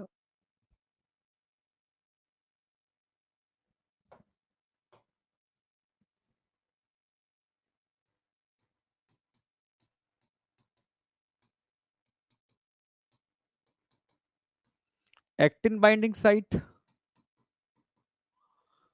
और ATPase, A T page enzyme है जो एटीपी बनाता है, ATPase ATP binding site.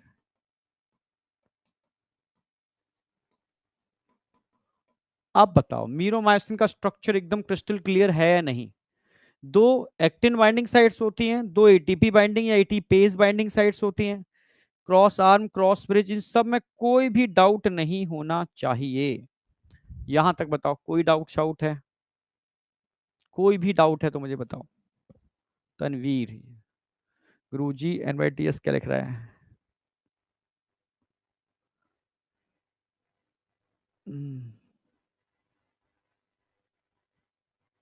Circulation का असाइनमेंट डाल तो दिया था मैंने यार, कोई नहीं, कल मैं सर्कुलेशन के बहुत अच्छे क्वेश्चन लेकर के आ रहा हूँ भाई, आ जाना, कम से कम अपने तो आ जाया करो। अच्छा बैटरी लो हो रही है, अरे तुम सही कह रहे हो यार।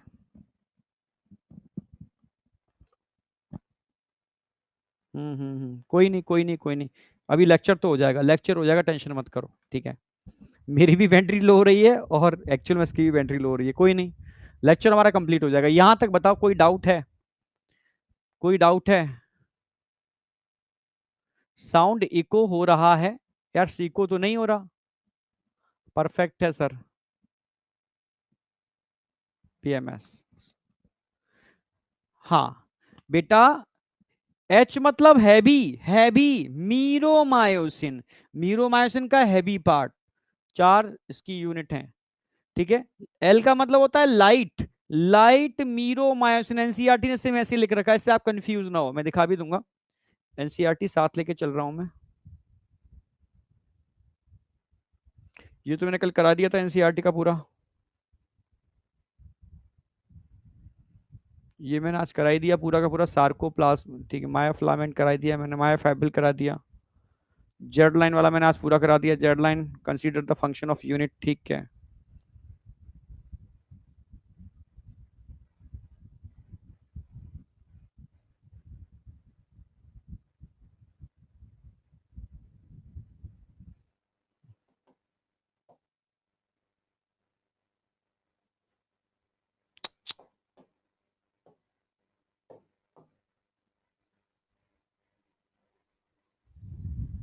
Functional unit of contraction called sarcomere, ये करा दिया मैंने। ठीक है, ये सब पूरा मैंने अच्छे से करा दिया। हाँ, स्ट्रक्चर ऑफ कॉन्ट्रैक्टाइल प्रोटीन मैंने स्टार्ट कर दिया।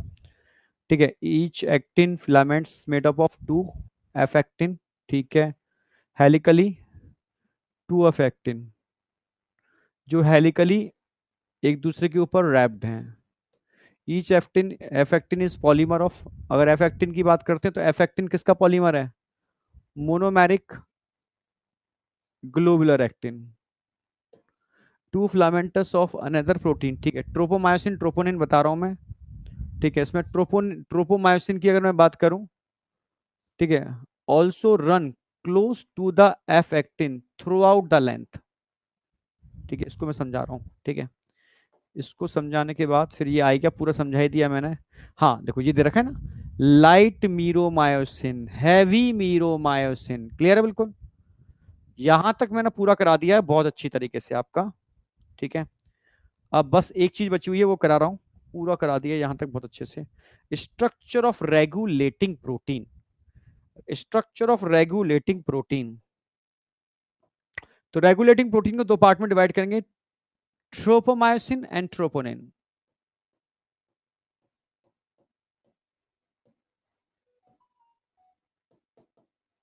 ट्रोपोमायोसिन एंड ट्रोपोनिन, कल मैं इसका पूरा डायग्रामेटिकली समझाऊंगा, मैकेनिज्म ऑफ कॉन्ट्रैक्शन में ट्रोपोमायोसिन एंड ट्रोपोनिन।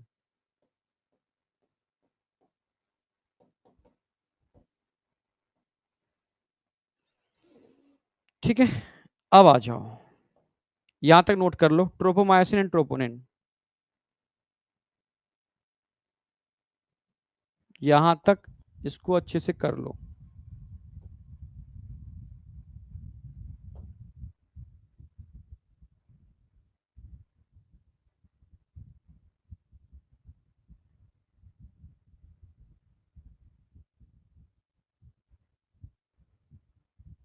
अच्छा एनसीईआरटी की लाइन आईडी कर दूं,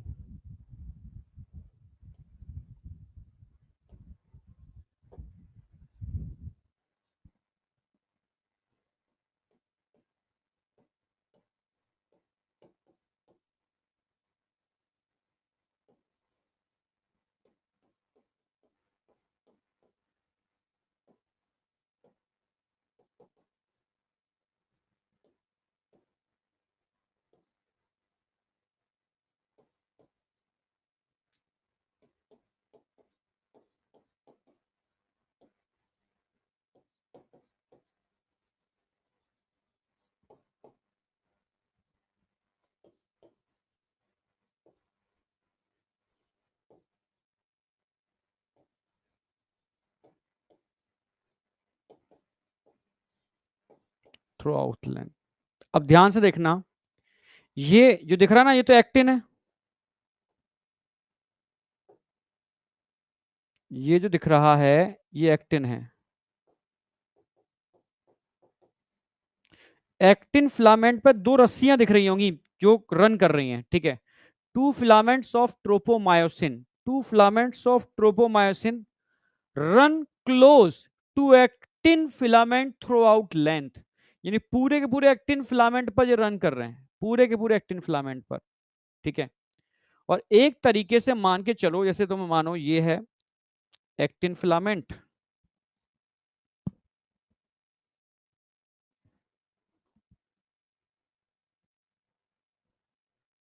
अच्छा उधर है, चलो ये एक्टिन फिलामेंट है, मान लो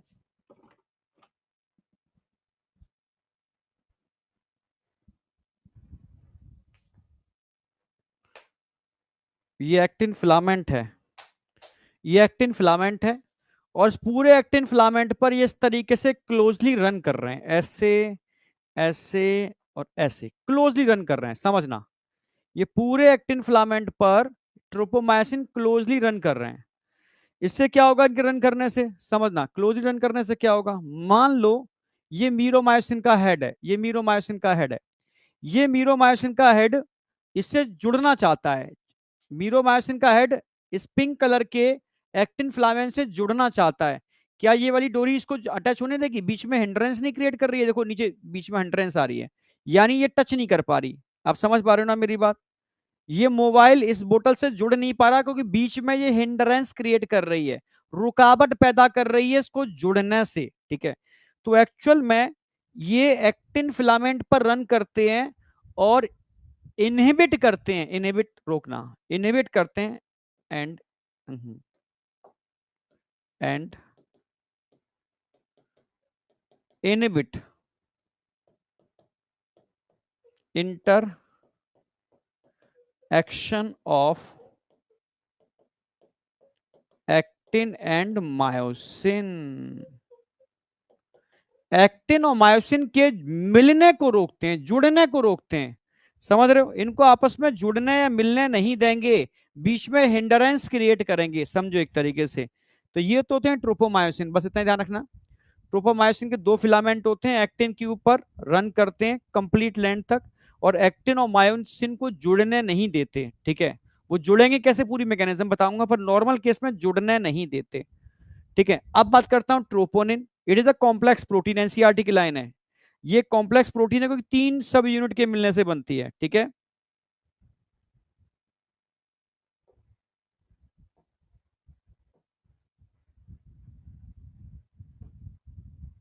ठीक है, एफ एक्टिन हो गया। हाँ,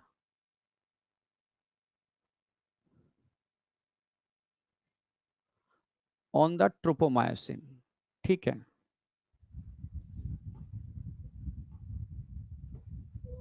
डायरेक्ट लाइन आएगी।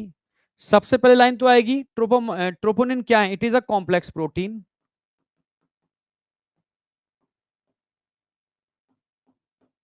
कॉम्प्लेक्स,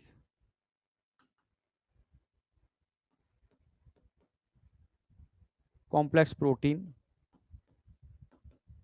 कॉम्प्लेक्स प्रोटीन क्यों बोला? क्योंकि इसकी 3 यूनिट होती हैं, 3 यूनिट होती हैं, 3 यूनिट, एक नहीं होती, 3 यूनिट के मिलने से बनती है, इसलिए complex protein. It is a complex protein which present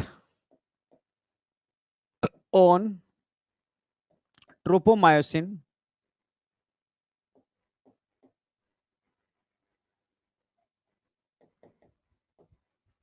at regular interval.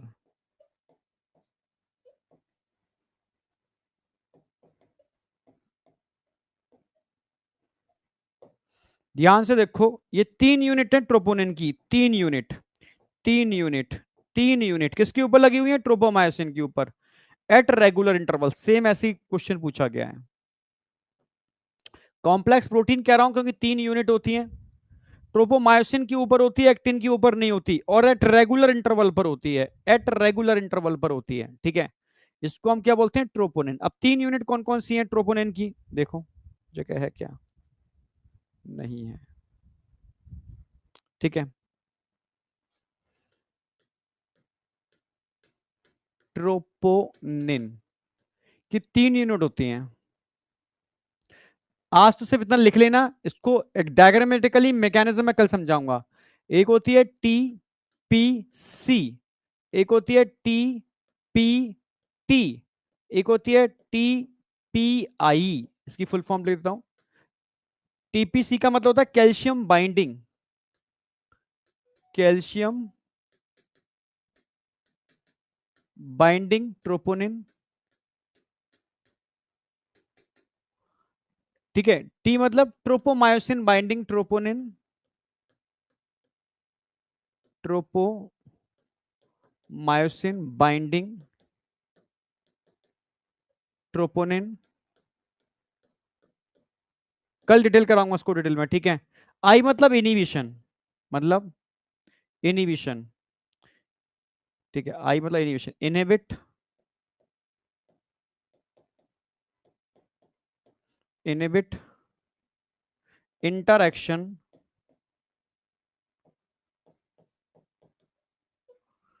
Of actin and myosin, actin and myosin by, ये क्वेश्चन आता है, बाय मास्किंग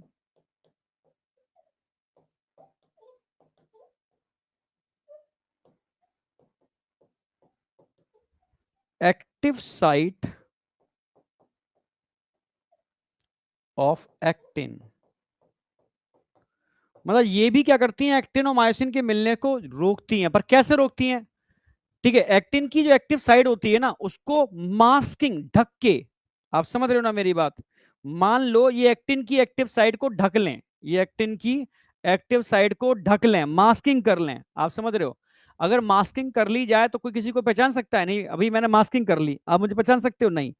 जो एक्टिन की एक्टिव साइड है ना, उसको ढक के, एक्टिन की एक्टिव साइड को ढक के मास्किंग कर लेते हैं, जिसकी वजह से एक्टिनोमायोसिन नहीं मिल पाते। कैसे मैकेनिज्म काम करती है ये कल बताऊंगा आपको बहुत बेहतर तरीके से डायग्रामेटिकली।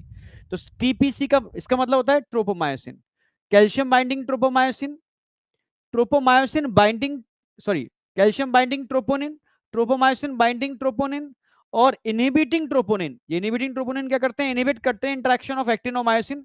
ये एक्टिनोमायोसिन के मिलने को रोकते हैं, क्या करके? एक्टिन की एक्टिव साइड को ढक के, मास्किंग करके। क्लियर है? तो ये एनसीईआरटी की लाइन पूछी जाती है, जो ऑलरेडी यहां दे भी रखी है, जो हम आपको कराएंगे। मास्क, ठीक है, troponin mask the active binding site for myosin, site for myosin on the actin filament, यानी एक्टिन फिलामेंट की मायोसिन बाइंडिंग साइट को ढक लेते हैं। कैसे ढक लेते हैं ये पूरा मैं कल कराने वाला हूं बहुत बेहतर तरीके से। एनसीईआरटी की एक एक लाइन मैंने इसमें इंक्लूड कर दी है, कुछ छोड़ी नहीं है, एक एक लाइन इंक्लूड कर दी है। ये होमवर्क आपको कल करके लाना ही है, ये कल करके लाना ही है हर हालत में, समझ रहे हो? ठीक है, 3 वर्कशीट में दे चुका हूं ऑलरेडी, ठीक है, रेस्पिरेशन की और सर्कुलेशन की और एक्सक्रीशन की। ठीक है, अगर किसी की छूटी हो तो भाई ध्यान रख लेना, काम अपडेट चाहिए, नहीं तो मामला बिगड़ जाएगा। समझ रहे हो? मामला बिगड़ जाएगा और काम प्रॉपर नहीं किया तो। समझे? सारे कर लिए? बहुत बढ़िया, सुपर। ठीक है, तो जिस दिन समरी दूंगा उस दिन मैं मूवमेंट एंड लोकोमोशन इसके भी आपको वर्कशीट दे दूंगा। ठीक है, तो उसको भी आपको करना ही है। ठीक है, तो ये 15 क्वेश्चन है, सबको करके लाने हैं, एनसीईआरटी बेस्ड है, कोई दिक्कत नहीं आएगी। ठीक है, जो आज कराया है वो सारा इसमें इंक्लूड है। Thank you, all the best. कल आपका मसल्स वाला पार्ट पूरा खत्म हो जाएगा और अगले 2 दिन के अंदर बोन वाला पार्ट खत्म हो जाएगा। ठीक है, thank you, all the best, bye.